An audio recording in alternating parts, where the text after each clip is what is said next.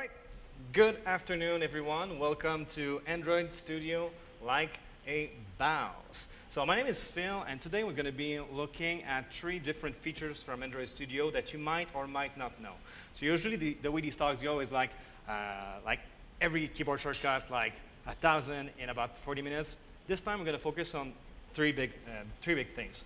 So we're going to be talking pretty much about Structural Search and Replace, which is a way to inspect your code, reason about your code, and find interesting patterns. We're going to be looking at live templates, which is a way to generate code faster. And we're also going to take a look at external tools, which is a way to have tools that are external to Android Studio. So basically using something else than Android Studio without necessarily leaving your IDE. So let's start with the first one. Let's start with Structural Search and Replace. But first, here is a simple use case, because why would we want to use this if we had no reason?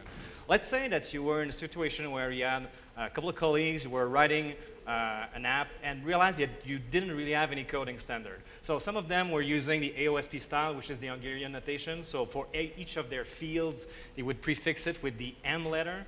And other people didn't like it. So they would just use directly the variable name. So one would be string MID, the other one would be string ID. So let's say after much discussion, you decided that you don't care about Hungarian notation. The stuff on the left is bad. Let's do what's on the right. So of course, you can start refactoring, but after that, you kind of need to know if you did a good job. Like, is there any M left anywhere?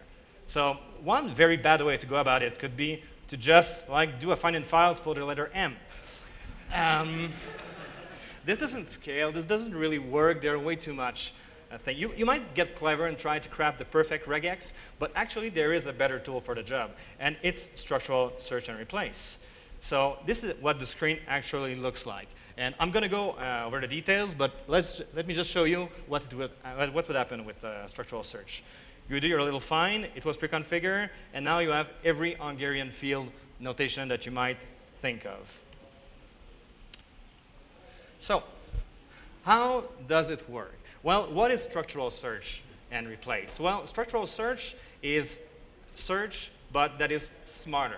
It's a search that understands the structure of Java. So it understands what an if-else statement is. It understands what a field is. So you can craft very precise search to just find, for example, fields that start with the letter M.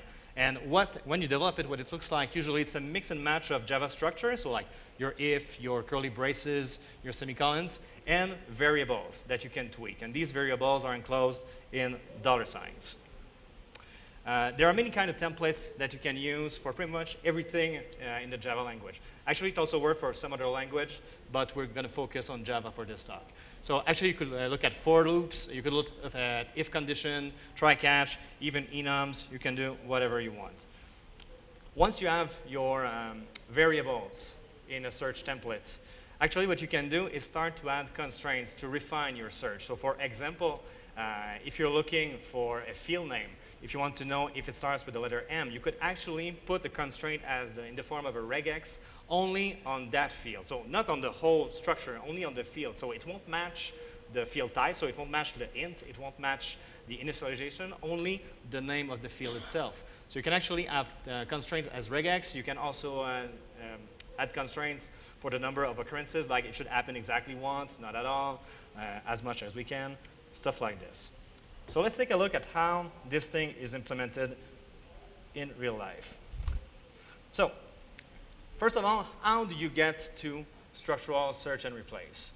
Well, the easiest way to get to it, because there is no shortcut by default, is to do the good old search in action or Command-Shift-A. So if there is one shortcut that you didn't know about that you need to remember, it's this one. Command-Shift-A lets you find pretty much anything in the IDE without using your mouse, like everything in the menus and everywhere in the preferences. So what you're going to be looking at actually is for search structurally. You can see a shortcut just because I created one because I needed a lot. So the first time you're going to open the structural search, you're going to see nothing. It's going to be a blank canvas, and it might seem a little bit daunting seeing this at first because now you're going to need to look at the documentation, and it's hard. Actually, you don't really need to do this because there's a really nifty feature in a structural search, which is copy existing template. And if you click on this, you're going to realize that there are a bunch of pre-baked search templates. So they are all already here, and they cover a wide range of use cases. Searching in for loops, searching for boxing, non-boxing, or even searching for all the fields of a class, for example. So if you ever try to do structural search, what I would advise you to do is open copy from template, and just try to find the one that matches closely what you're trying to do, and tweak it from there. So my use case is I want to find all the fields that do start with the letter M. So actually, yeah, class-based, fields of the class seems reasonable enough. Let's try this. So if I do a find now, well, I'm going to abort because it's actually finding every field, right? That's too much.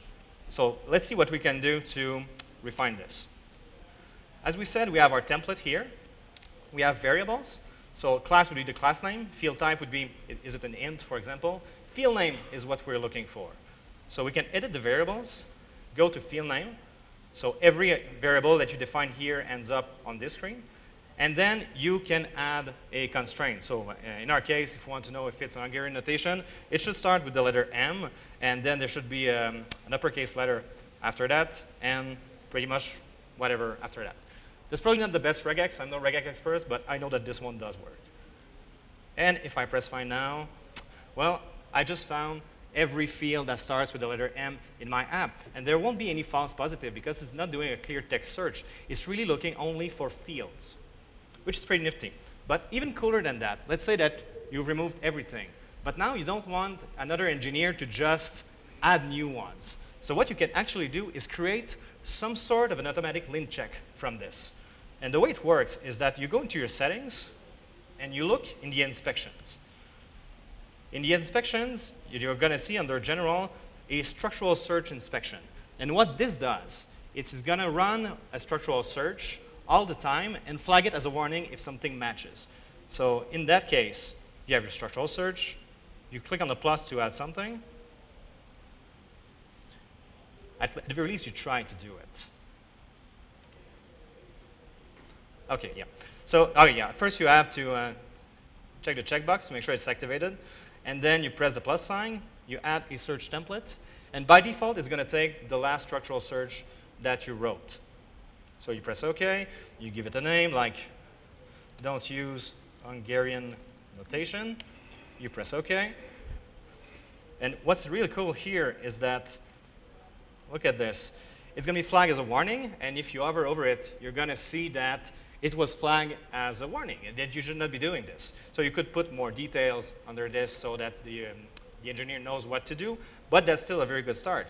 And even cooler than that is that if you look at your source control, actually there is a new file, or at least a file that was edited under the IDE inspection profiles, which means that actually this structural search can be part of your project. It's in source control, so every engineer that checks out the code will also get this warning. So it's a great way also to teach the new hires not to do some things. So yeah, so that's the way that structural search works. Another great feature, even better than structural search, is structural search and replace. And it's a great way to be able to reason about your code and automate some refactorings that might be more difficult than others. So the example that we're going to take here, it's going to be a new use case. So you can see on the screen, I have a bunch of logs. I like logging stuff, log.d, log.i. I'm logging errors, all that kind of stuff. But I'm using the default Android logs. And I just heard about this cool library called Timber by Jake Wharton, and I want to use this instead. But I have these logs all over the place. So what am I going to do? Well, I'm going to try to automate this whole refactoring. But just before we begin this, just to show you like what a Timber log looks like, the API surface is very similar. So instead of log.d, it's going to be like timber.d, and there won't be a tag. That's pretty much the only difference. Oh, and the second difference being that in case of an error, we don't have the tag, but actually the error comes first instead of last. So this is the refactoring that we are going to try to achieve with structural search and replace. So the best way to go about doing something like this would be first to be able to craft the perfect search query. So when I'm doing this, what I usually do is start from the simplest thing that could work and try to refine it from there.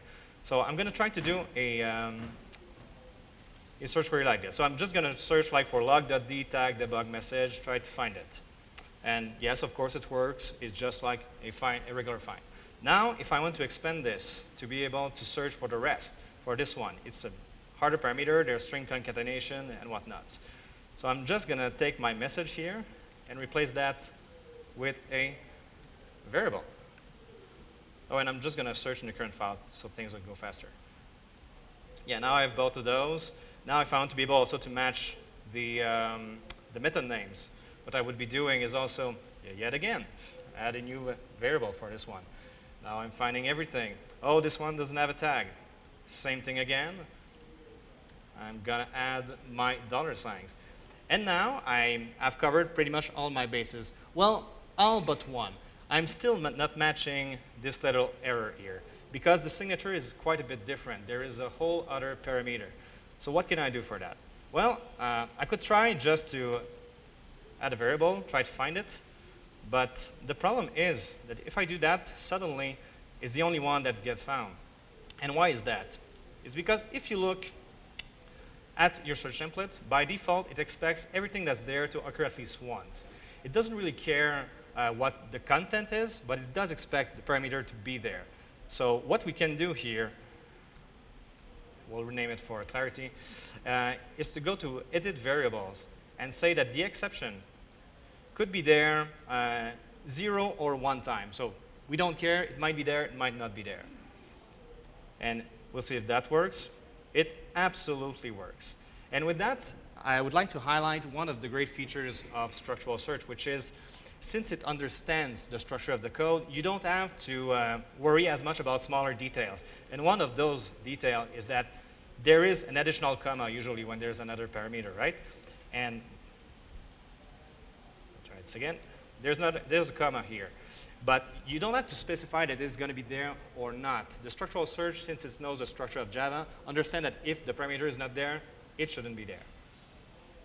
So that being said, now we have the perfect search query. Now we're going to automate our refactoring. So we're going to still invoke the structural search, but with a different name. So instead of search structurally, it's going to be replace structurally. So you're going to see a very similar dialogue with a couple of differences. The first one is, just as in any find and replace, you have another one. You have the replace input box. And you also have a couple of other things. Like, there will be shortened fully qualified names. So if you put the fully qualified names, it's going to just put the right thing, but do the auto import when you do your replacement.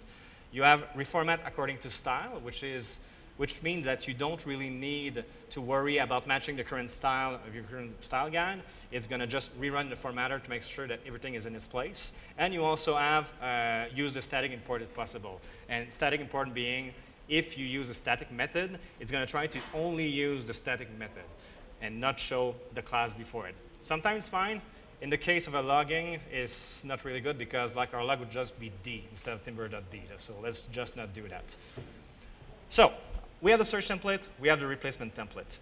So we can start doing this. So we're going to do with the fully qualified class name. So timber.log.timber.method. We know that the tag does not exist and that the exception should go first if there's one. And actually, that's all there is to it. If you do a find, you're going to see the preview replacement. So yeah, it should replace it by timber.log, timber.d. Sounds good. It did work. And if I replace everything in the file, well, I just migrated everything to Timber in what? 3 minutes? It's not too bad. It could run on every file. It would work all over the place. But even cooler than that, just as we were able to do the inspection, we can always do the same thing here in the structural search. And it's still, we're going to add a replace template.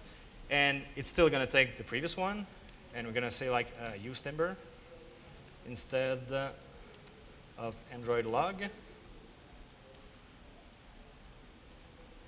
And if you look at this, we still get the error. So it's good documentation for new hires. But what's interesting now is that if you do an alt enter, it allows you to just replace it in one liner. So actually, if somebody just starts doing Android logs, they're going to see an error. They can do their good old quick fix without enter, and they just learn something else. And as always, this thing is checked into source control, so everybody will get access to it. All right. So that was it for structural search and replace. So it's a great way to reason about your code. You can automate some cool refactorings. And if you want to learn more about it, I suggest start playing with it, do some copy some existing templates, see how they react, and just tweak them. Second thing we're going to talk about, live templates. So we talked about how to reason about your code. Let's generate new code. So what is live templates? You can actually just type a couple of letters and have it expanded to something that looks a lot better, something that's really interesting for you right now. It's not simply text expansion like you would get with other tools. What it's actually doing is code expansion, but understanding the context in which you are right now. So in this example, when we are generating an Android log tag, which is actually a live template that's come built in with Android Studio, you are not only expanding. What you're actually doing is that you're taking here the name of the class. So it understands the name of the class and pre-fills it for you. Or in the case of the logd, it already takes the name of the method for you, so you don't really have to type it again. And so what does a template would look like? It looks strangely similar to the structural search templates. It's still some part of hard-coded Java, and also a couple of variables that you can tweak. But instead of being for constraints, it's going to be to generate new code. Those variables you will be able to use to add expressions, which are built-in methods that you can call that will provide you with the context that you need. So for example, what is the current method name? What are the parameters of the current method? What is the class name, the file name, the current time? A couple of different things. And you can also provide default value, skip, all that kind of things. So let's see how it would be done. So as we said, this is good for logs. We don't want to do logs. We want to do Timber logs. So let's just implement our own Timber D. So the easiest way to create a live template is to start by writing the code snippet that you want to generate. That's kind of the simplest thing, right? But what's really interesting is that once you get your snippet, you can actually go to Tool and do Save as Live Template. And what this is going to do is create a user category in the live templates and allow you to customize it. So the first thing you're going to want to do is create an abbreviation. So that's the same thing as logd. Logd is what are the letters that you will type so that you can invoke this live template. So in our case, let's just call it, let's call it Timber D. So now if I go there and type Timber D, I have my snippet. There's an hard-coded message. That's not useful for me. So let's just do it again. So the way you find live templates is by searching for live templates in your settings. You get there, you go to the user folder, and you can start adding variables. So for example, here, you could add a message variable instead. And now if I type Timber D, my cursor is right in the middle of where I want to be. And when I press enter, I'm right at the end of the line. Again, I can go on with my life. So this is kind of interesting, but I want to do more. Let's say I want to have the name of the method first. Well, why not? I'm just going to add a new variable called method, a dash for good measure, and then you can go into edit variables. So what you can do here is add default value if you want to, or expressions. So in our case, what we would like is the method name. So let's find the method name. So file name, guess element, nope, method name. Let's do this, okay.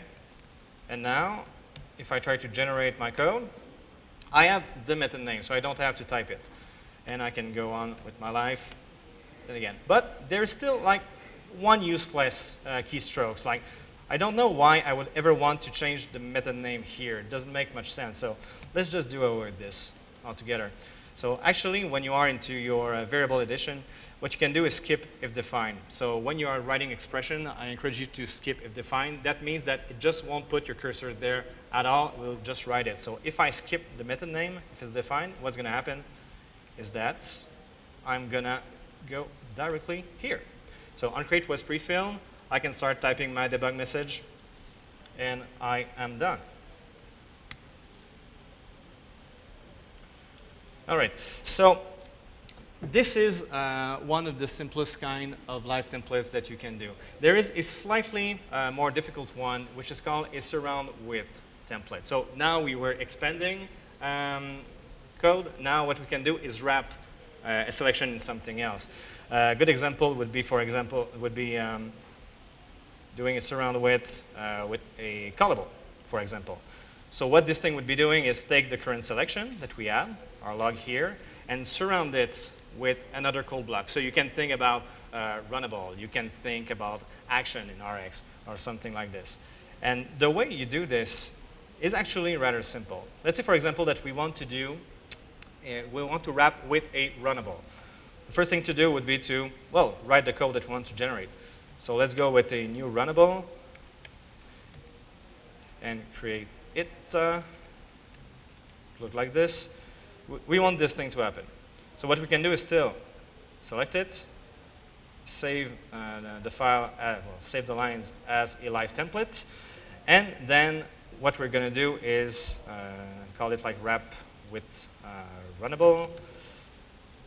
And the interesting thing here is that we need to use a special variable that is called selection.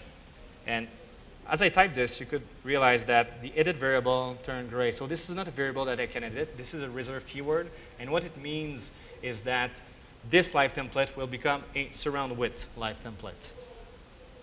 So let's say that I do this. Now what I can do is take my selection, do a surround with, and wrap with runnable. And I have this thing working. So it can be very useful to wrap stuff around. But it's not perfect, right? My cursor is right at the beginning. I would prefer if it was something like here. So here's how we can do this. There's actually a second reserved keyword that is called end. And the end keyword is where you will end up at the end of your code generation. So if I put an end right after, what is going to happen is, yep, I will be right here. So yeah, that's about it for the surround with runnable. It's slightly more complicated, but very useful one. Now, where things can get really crazy is you can actually run Groovy Code as part of a live template to generate more code.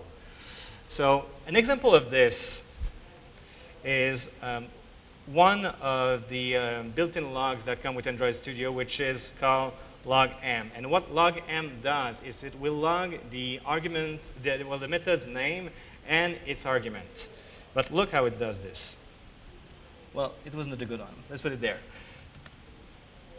It's going to do something like this. Name of the method called with the name of the param is going to concatenate it, add the value, and so on for every single parameter that you have in your method, which is pretty cool. But how would you go about writing something like this? Well, there's no black magic here. Actually, all the logs, all the live templates that are built into Android Studio, you can actually see them and edit them. So for log m, what you can see here is that the template looks reasonable, but where it gets really crazy is in the content variable. So if you take a look at this thing, it's harder to understand. I will grant you that. So let's just copy it somewhere else. So I'm going to create a Groovy scratch buffer, and I'm going to copy it right there. So it's still a bit hard to understand. So one of the interesting features in Android Studio is that when you have a string, you can actually tell it that there is a language in it. So you can do an alt enter, do an inject language or reference, and tell Android Studio that, for example, it's Groovy inside.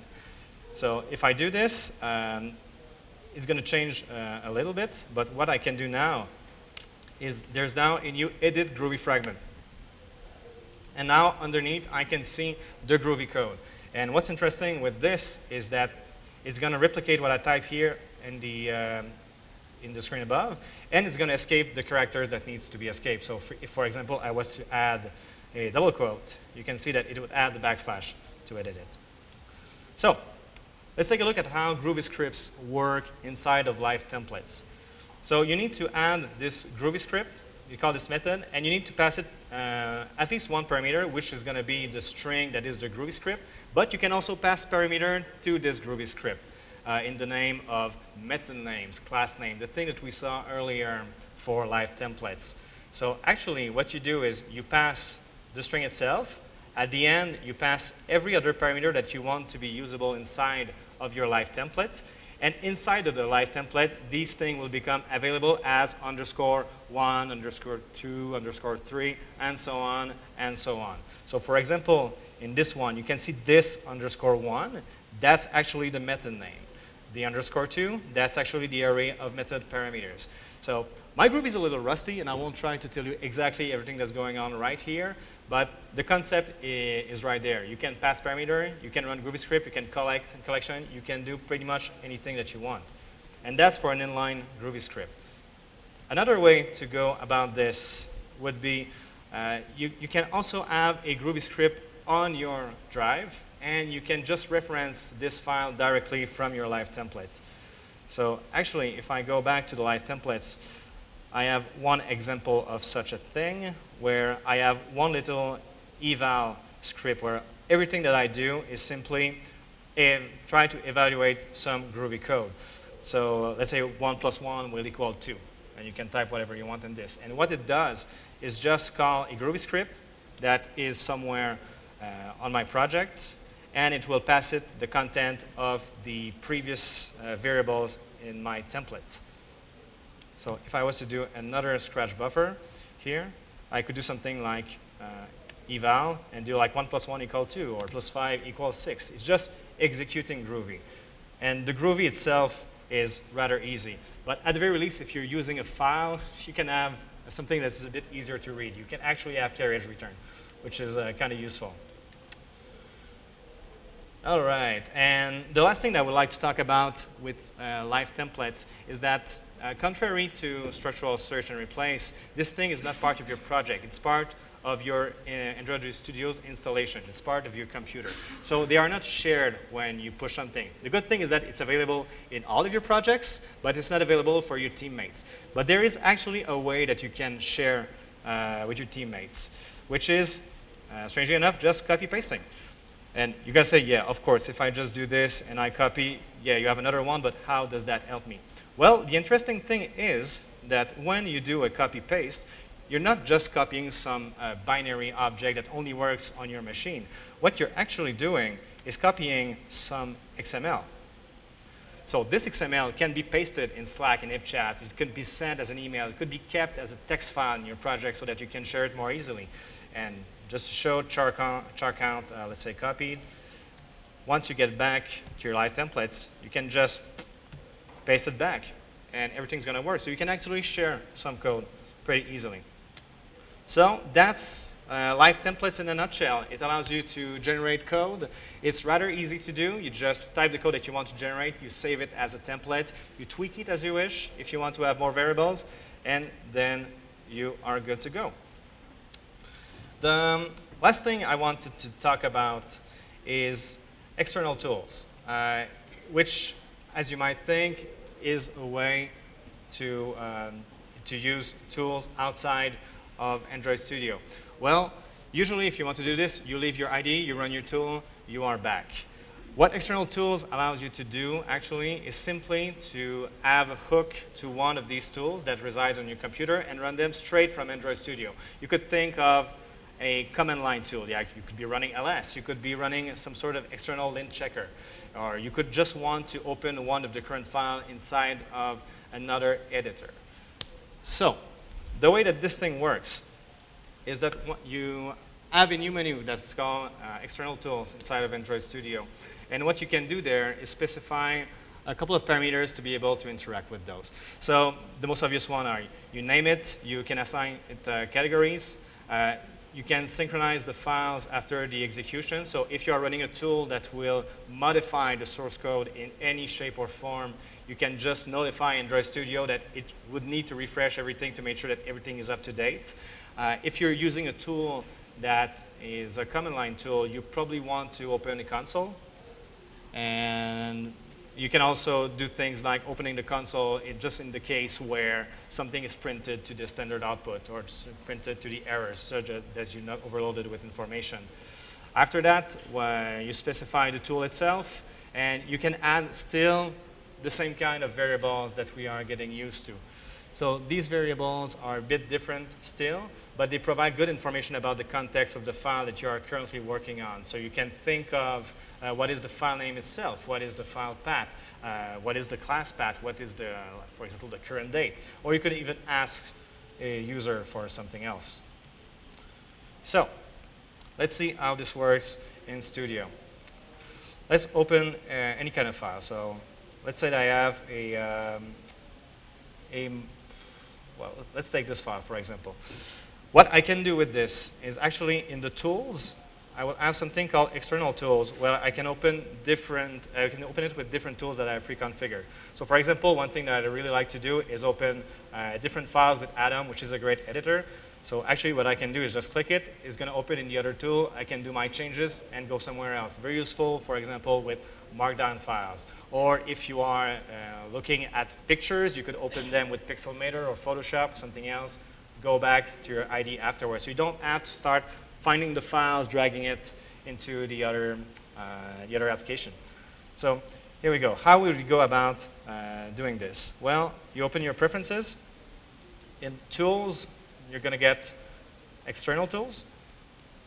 And then you can start adding different tools. So for example, let's just do another Atom. You can add groups if you want to categorize your tools. And it's also going to give a different menu item. So let's call this one like 360. You find your program. Let's say Atom. And where it gets interesting is all the parameters that you can pass. So if you do an insert macro, you're going to see everything that IntelliJ and Android Studio are providing for you. And you don't really have to look at the documentation or try to understand exactly what everything is, because every time, first of all, the names are pretty descriptive, but even when they are not, there's actually always a live preview of what it would look like for the current file. So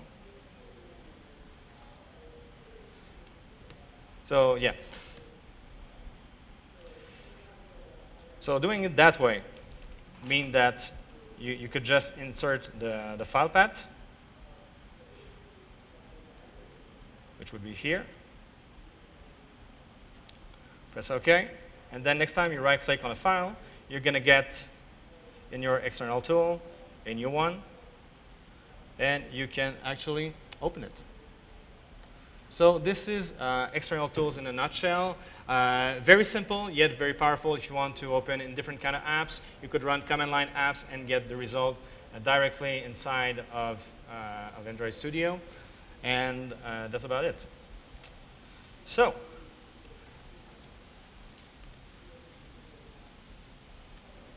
actually, this is pretty much all that I wanted to show you with Structural Search and Replace, live templates, and external tools. So Structural Search and Replace, great way to reason about your code, do some great automated refactorings.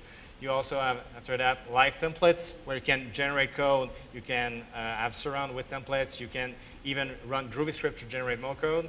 And external tools where you can actually interact with tools outside of the IDE without quitting the IDE. So thank you very much.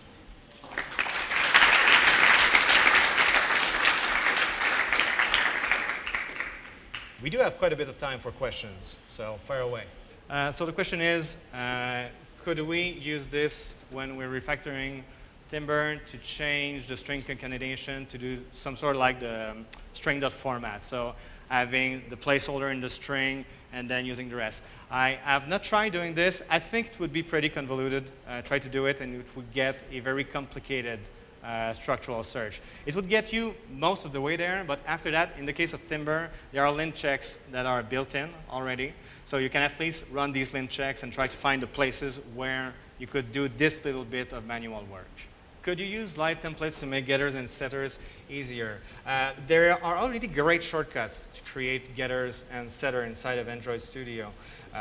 You can do Command N, which we're going to open the generate menu, so you can generate getter and setter. It's going to provide you with a nice dialog where you can tell it exactly which fields you want to generate getters or setters for. and that's actually kind of the best ways to go. Can structural search and replace be used on things like XML? Yes. It doesn't work in every languages though. It works for Java, it works for Groovy, it works for XML. It doesn't work for Kotlin, for example, and it really depends on the language. All right, so thank you very much.